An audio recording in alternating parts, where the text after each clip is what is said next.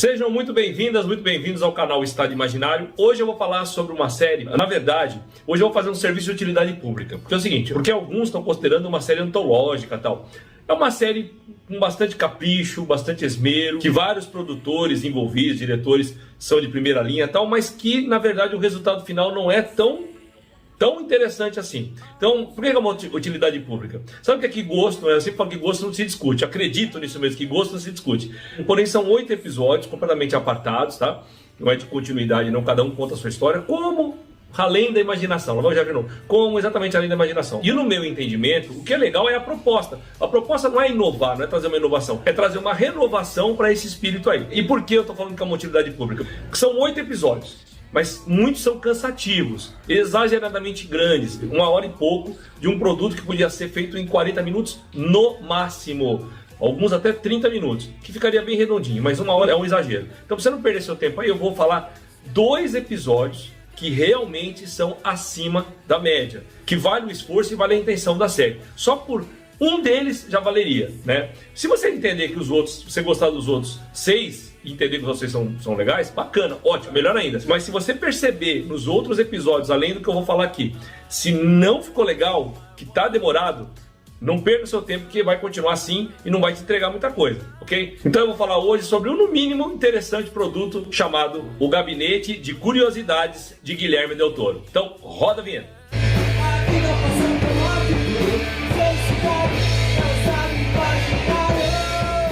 De cara eu quero falar que um dos méritos da série é realmente o esmero com que ela é construída e como ela é apresentada. Então, não só a apresentação do Guilherme Del Toro ao começo de cada episódio, como também a abertura, é de um capricho, é de um esmero, é de um talento assim, acima do normal. E nesse sentido visual, ela está muito acima da média mesmo. Então o Guilherme Del Toro faz essa apresentação, a primeira história inclusive é baseada num conto dele, e aí você vai tendo histórias que são baseadas em contos de Henry Kuttner. A terceira baseada numa história do Michael Shea. O quarto episódio baseado num conto de Emily Carroll. Você tem histórias baseadas no conto de H.P. Lovecraft.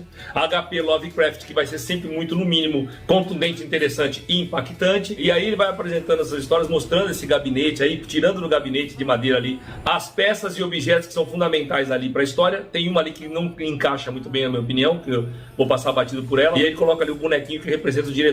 Muito bem montado, muito legal. É bacana, interessante ver e é ponto alto. Então beleza. Então você vai ter ali 8 episódios, ali 1 hora e pouco cada um. Então, tirando 2, todos os outros eu acho que teria que ter menos tempo mesmo, como eu falei no início do vídeo. Vamos lá, vamos direto ao assunto.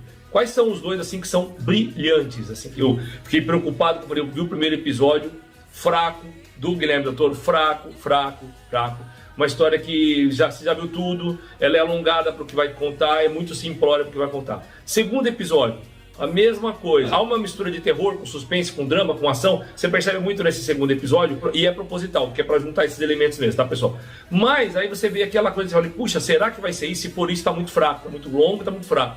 Aí vem o terceiro, para meu deleite, vem o terceiro episódio. E aí sim, uma das coisas mais legais que eu vi até hoje, porque mistura muito uma questão legal que eu gosto de investigação, de policial, com suspense, com terror. É muito bacana. E tem umas pitadas, assim, toda a obra tem reverências e referências, mas essa tem umas pitadas legais que não são ali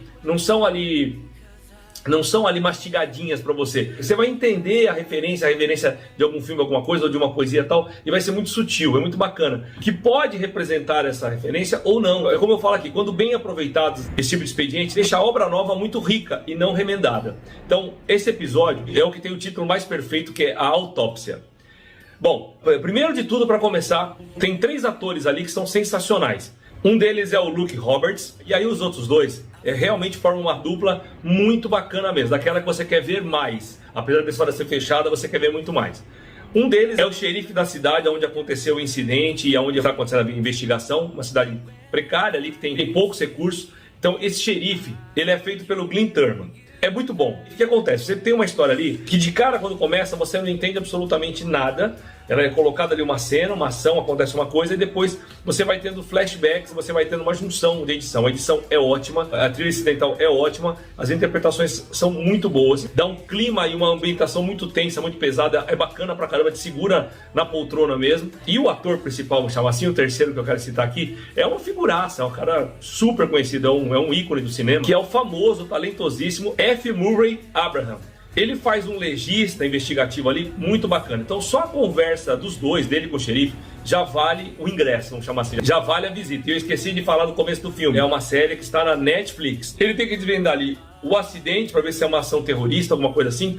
E vai se desmembrando uma coisa que não chega a ser uma novidade e tal, mas ela é muito bem contada, muito bem estruturada, que você fica até o final com uma dúvida, até o final com suspense, até o final com angústia, mas termina de uma forma muito contundente, muito clara, muito direta, muito dinâmica e precisa. Ponto. Precisa como o bisturi dele, precisa.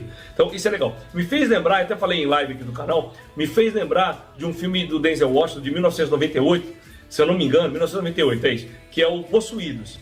É o Fallen, né? Acho que é Fallen, acho que é Fallen o nome dele em inglês. Se vocês não assistiram esse filme do Denzel Washington com o Joe Goldman e com o meu querido Donald Sutherland, vocês têm que ver. Lembra muito. Eu via e lembrava com muito carinho desse filme e esse episódio me entregou muito, muito mesmo. Então eu recomendo. Se você fala assim, na dúvida, deixa eu ir direto no do Jefferson, sabendo que depois o resto vai ser ruim, tá? Mas se eu vou direto nessa indicação do Jefferson, nessas duas indicações que eu vou fazer aqui, e aí depois se vocês quiserem olhar o resto, que é como eu falei no começo do vídeo, o resto vai ser o seguinte: se você começou e achou que é ruim, ele vai continuar ruim, tá? No sexto episódio, e agora que eu tô vendo aqui, cara, tô com a cara da bruxa aqui, nossa, meu Deus, você tô cansado hoje, tô com a cara de cansado, que parece que eu vi a bruxa mesmo, vamos lá. E aí, no sexto episódio, nós temos um episódio também muito legal, colocando aqui bem claramente, o Autópsia pra mim é o melhor de todos. Mas esse aqui é muito bacana pelo seguinte, ele chama Sonhos na Casa da Bruxa. E o ator principal, ele é um camarada que eu gosto bastante dele. Eu não sou fã de Harry Potter, não sou mesmo. Mas o eterno namorado da Hermione, ele é muito bacana, que é o Rupert Grint. Tem uma jogada ali que é proposital, é claro, né, de uma varinha ali, tal, de uma chave, né, vamos chamar assim, e que ele é gêmeo de uma menina, e logo de cara você vê que ela vai para um outro plano e tal. E acontece um detalhe ali, a hora que ela desencarna, vamos chamar assim. E aí você percebe que os anos passam e ele faz parte de uma organização que investiga o ocultismo e tudo mais tal. Tem um par dele também muito interessante e tal. E ele começa a fazer a investigação e começa a acontecer algumas coisas ali. E a história vai se desenrolando para um final que vai te surpreender. Por quê? É aquela história que você começa numa parte e aí ela volta ao tempo. Você chega nessa parte que começou, mas ela não é o fim. Ainda tem mais um pedaço. E esse pedaço é muito legal, muito diferente. Por quê?